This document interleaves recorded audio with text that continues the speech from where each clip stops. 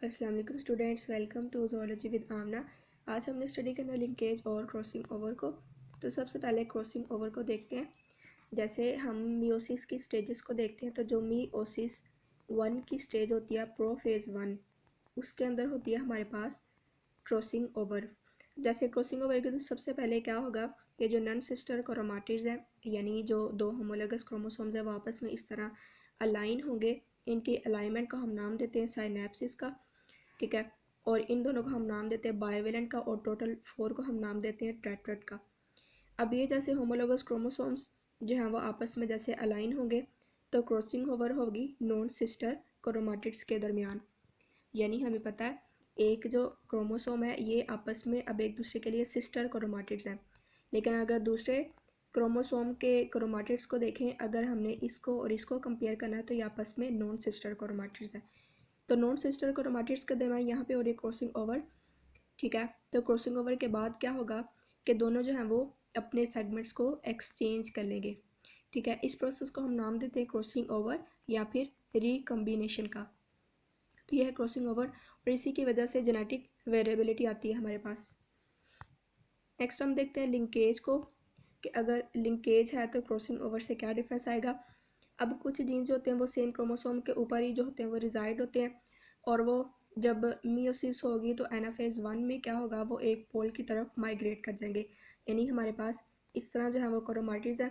जब हमें पता है एनाफेज में क्या होगा, एक जो है वो क्रोमाटिड एक पोल की साइड पे चला जाएगा, दूसरा दूसरे पोल पे चला जाएगा। इसका मतलब है कि वो दोनों डिफरेंट सेल्स के अंदर दोनों क्रोमाटिड्स चले जाएंगे। इसका मतलब है एक क्रोमाटिड पे जितने जीन्स थे वो साथ में एक साथ ही जो है वो एक सेल के अंदर जा रहे हैं। इसी तरह दूसरे क्रोमाटिड पे भी जो जितने जीन्स हैं वो एक ही पोल के अंदर जा रहे हैं। इसका मतलब है जो क्रोमोसोम्स हैं वो तो इंडिपेंडेंटली ही असोर्ट कर रहे हैं, इंडिपेंडेंटली ही सेपरेट हो रहे हैं, लेकिन उनके ऊपर जितने भी जीन्स रिजाइड करें एक क्रोमाटिड के ऊपर, वो इंडिपेंडेंटली असोर्ट या जो सेपरेट है वो नहीं हो सकते, ठीक है।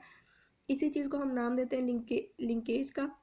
तो जो जीन्स हैं जो एक क्रोमाटिड के ऊपर रिजाइड करते हैं, उनको हम नाम देते हैं लिंकेज लिंक्ड जीन्स का, और इस चीज़ को हम नाम देते हैं लिंकेज ग्रुप का। जैसे आपको यहाँ पे डायग्राम के अंदर नज़र आ रहा है, ये हमारे पास क्रोमोसोम या क्रोमाटिड है। अब इसके ऊपर दो जीन्स प्रेजेंट है, जीन 1 और जीन 2। अब ये हमारे पास जो है वो लिंक्ड है। अगर ये जीन जो है वो डिफरेंट क्रोमाटिड्स के ऊपर है, तो इनको हम लिंक्ड जीन्स नहीं कह सकते। इसी तरह अगर ये जीन जो है वो बहुत ज़्यादा दूर है, तो वो लिंक्ड तो है लेकिन कम्प्लीटली लिंक्ड नहीं है। दूसरे लफ्ज़ों में हम कह सकते हैं ये लिंक्ड ही नहीं है, ठीक है। तो इसी तरह जैसे हम कह सकते हैं कि ये जो लिंक्ड जीन्स है ये कम्प्लीटली फॉर एवर जो हमेशा के लिए वो लिंक नहीं होते, क्योंकि क्रॉसिंग ओवर हो सकती है। तो क्रॉसिंग ओवर के बाद क्या होगा कि जो लिंक्ड जीन्स है वो लिंक्ड नहीं रहेंगे। जैसे फॉर एग्जांपल अगर यहाँ पे है क्रॉसिंग ओवर होगी, तो क्रॉसिंग ओवर के बाद क्या होगा, ये जो फ्रेगमेंट्स है ये एक्सचेंज हो जाएंगे। इस तरह फ्रेगमेंट्स के एक्सचेंज होने से जो जीन्स हैं वो लिंक्ड नहीं रहेंगे। नेक्स्ट हम देखते हैं टाइप्स ऑफ लिंकेज को। तो यहाँ पे 2 टाइप्स हैं, ऑटोजोमल लिंकेज और सेक्स लिंकेज। तो ऑटोजोमल लिंकेज के अंदर भी फर्दर 2 टाइप्स है, कंप्लीट लिंकेज और इनकम्प्लीट लिंकेज। इसी तरह सेक्स लिंकेज के अंदर भी 2 टाइप्स हैं, एक्स लिंकेज और वाई लिंकेज। तो सबसे पहले ऑटोजोमल लिंकेज को स्टडी करते हैं। अब ऑटोजोमल लिंकेज में जो सारे के सारे जीन्स हैं जो ऑटोजोमल क्रोमोसोम्स के ऊपर प्रेजेंट होते हैं, वो हमेशा टुगेदर ही इनहेरिटेड होते हैं, और इनका जो पैटर्न ऑफ इनहेरिटेंस है वो बिल्कुल सिमिलर है मेल्स और फीमेल्स के अंदर। अब जैसे कुछ जीन्स हैं वो इतने क्लोजली लिंक्ड हो सकते हैं कि वो कंप्लीट लिंकेज बनाते हैं, यानी क्रॉसिंग ओवर के बाद भी वो एक दूसरे से लिंक्ड ही रहते हैं, ठीक है। और कुछ ऐसे हैं जो एक दूसरे से जो है वो काफ़ी कुछ फासले पे प्रेजेंट होते हैं, तो क्रॉसिंग ओवर की वजह से वो लिंक्ड नहीं रहते। तो इस प्रोसेस को हम नाम देते हैं इनकम्प्लीट लिंकेज का। नेक्स्ट हम देखते हैं सेक्स लिंकेज को। तो सेक्स लिंकेज में हमारे पास क्या है कि इनकी जो इनहेरिटेंस पैटर्न है वो ऑफकोर्स फिर ऑटोजोमली लिंक्ड जीन से जो है वो बिल्कुल डिफरेंट है। अब इसमें टाइप्स आती है सेक्स लिंकेज में एक्स लिंकेज की। अब एक्स लिंकेज में क्या, फीमेल्स के पास में पता है 2 एक्स क्रोमोसोम्स होते हैं और मेल्स के पास सिर्फ 1 एक्स क्रोमोसोम होता है।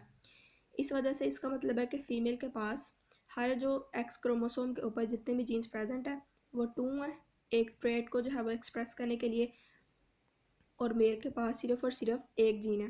तो इस वजह से को मेल को हम कहते हैं hemizygous for x linked trait के लिए। अब ये जो जीन हेमीजाइगस कंडीशन में होते हैं वो हमेशा एक्सप्रेस होते हैं, चाहे वो डोमिनेंट है चाहे वो रिसेसिव है, क्योंकि दूसरा कोई पार्टनर ही नहीं है होमोलोगस क्रोमोसोम के ऊपर जिससे इंटरेक्ट किया जा सके। जैसे फॉर एग्जांपल हमारे पास है फीमेल, अब एक जीन है, लेट्स से कि ए के ऊपर ए प्रेजेंट है जीन और दूसरे के ऊपर उसका पार्टनर जो है वो स्मॉलर ए प्रेजेंट है। अब हमें पता है ऑफकोर्स यही डोमिनेंट है क्योंकि हम इसको कैपिटल से शो कर रहे हैं। तो अब ये क्या होगा, अब फीमेल के अंदर तो ये एक्सप्रेस हो जाएगा, ये जो है इसका जो ये जो है रिसेसिव है तो ये एक्सप्रेस नहीं होगा। लेकिन अब मेल के अंदर क्या है, मेल के अंदर तो होता है एक्स वाई। तब अगर एक्स के ऊपर जो है वो रिसेसिव जीन जो है वो प्रेजेंट है तो क्या होगा, इसने हमेशा एक्सप्रेस होना ही है, क्योंकि इसको कंट्रोल करने वाला कोई भी इसके साथ जो जीन है वो प्रेजेंट नहीं है। इस वजह से जो रिसेसिव ट्रेट होते हैं वो ज़्यादातर मेल्स के अंदर प्रेजेंट होते हैं। जैसे हमारे पास एक डिजीज़ है रेड ग्रीन कलर ब्लाइंडनेस, तो जो रेड ग्रीन कलर ब्लाइंडनेस है वो ऑफ कोर्स अब रिसेसिव जीन कंट्रोल करता है, तो मेल में जो है वो हमेशा ये एक्सप्रेस हो जाता है क्योंकि मेल के अंदर इसके इफ़ेक्ट को मास्क करने वाला कोई दूसरा जो जीन है वो प्रेजेंट नहीं है। इसी तरह अगर फॉर एग्जांपल अगर फीमेल के अंदर फिर से वही एग्जांपल लेते हैं तो फीमेल में क्या है, अब फीमेल में red green colour blindness show नहीं होगी क्योंकि दूसरा जो डोमिनेंट जीन है उसने मास्क कर दिया, ठीक है, रिसेसिव को। लेकिन अब ये जो फीमेल है ये करियर का काम करेगी, यानी इसके अपने अंदर तो डिजीज़ जो है वो एक्सप्रेस नहीं हो रही, लेकिन ये इस डिजीज़ को अपनी नेक्स्ट जनरेशन में पास करने का काम करेगी, ठीक है। तो इस वजह से अब अगर नेक्स्ट डॉटर में अगर रिसेसिव जीन प्रेजेंट होना है तो इसके लिए ये कंडीशन होनी चाहिए कि एटलीस्ट उसका जो फादर है उसके अंदर वो जो करेक्टर है या ट्रेट है वो शो होना चाहिए, और मदर जो है वो एटलीस्ट करियर होनी चाहिए। जब मदर करियर होगी फादर जो है वो अफेक्टेड होगा, इसके बाद ही डॉटर के अंदर रिसेसिव ट्रेट शो हो सकेगा। अदरवाइज फीमेल्स के अंदर रिसेसिव ट्रेट शो होने के चांसेस बहुत ही ज़्यादा कम होते हैं और मेल में ये बहुत ज़्यादा होते हैं। नेक्स्ट यहाँ पे ही एक्स लिंक्ड ट्रेट के साथ एक और हमारे पास आता है लियोन हाइपोथेसिस। जैसे हम कह रहे हैं फीमेल के अंदर फॉर एग्जांपल अगर दोनों के ऊपर ही अगर ये हमारे पास डोमिनेंट आ जाए तो फिर एक जो ट्रेट है वो बहुत ज़्यादा हद तक एक्सप्रेस क्यों नहीं होता फीमेल्स के अंदर, ठीक है।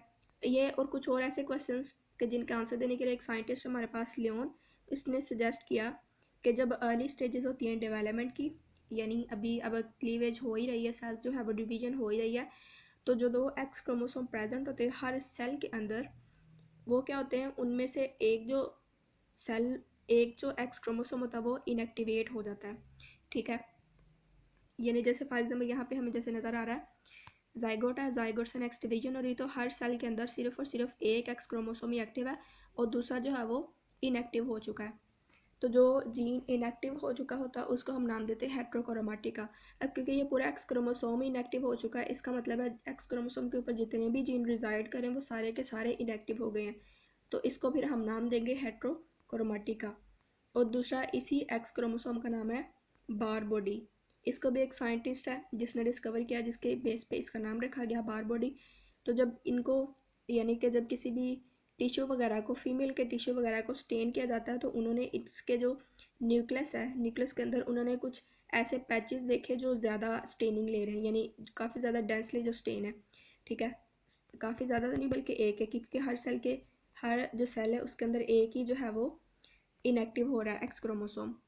तो उन्होंने इसी एक्स क्रोमोसोम को जो डेंसली हमारे पास स्टेन हो रहा है उसको उन्होंने नाम दे दिया बार बॉडी का, ठीक है। जो इंटायरली इनएक्टिव बन चुका है यह हेट्रोक्रोमेटिक है, और ये जो इनएक्टिवेशन होती है ये चांस से ही डिटर्मिन की जाती है, यानी ये सिर्फ और सिर्फ चांस है कि किस सेल में कौन सा एक्स जो क्रोमोसोम है वो इनएक्टिव होगा। नेक्स्ट हम देखते हैं वाई लिंकेज को। तो जो वाई लिंकेज है वो बहुत ज़्यादा रेयर है क्योंकि वाई क्रोमोसोम एक तो बहुत ज़्यादा स्मॉल होता है, और स्मॉल होने की वजह से ऑफकोर्स इसके ऊपर जो है वो जीन्स बहुत कम प्रेजेंट होते हैं, और जो प्रेजेंट होते हैं वो भी ज़्यादातर मेलनेस या मेल के करैक्टर्स को ही डिटर्मिन करते हैं। अगर वाई लिंक जीन्स जो है वो प्रेजेंट हैं भी तो उनको ट्रैक करना जो है वो बहुत ही ज़्यादा ईजी है, क्योंकि एक फादर से जो है वो उसके सारे के सारे सन्स को जो वाई क्रोमोसोम है वो जाना होता है। तो इसका मतलब है जो वाई लिंक्ड ट्रेट्स हैं वो सारे के सारे फादर से हमेशा सारे के सारे सन्स को ट्रांसमिट होंगे, कोई भी डॉटर को ट्रांसमिट नहीं होगा। तो स्टूडेंट ये था मेरा आज का लेक्चर। अगर आपका इसके अंदर से कोई क्वेश्चन है या कन्फ्यूजन है तो आप मुझे कमेंट के अंदर पूछ सकते हैं।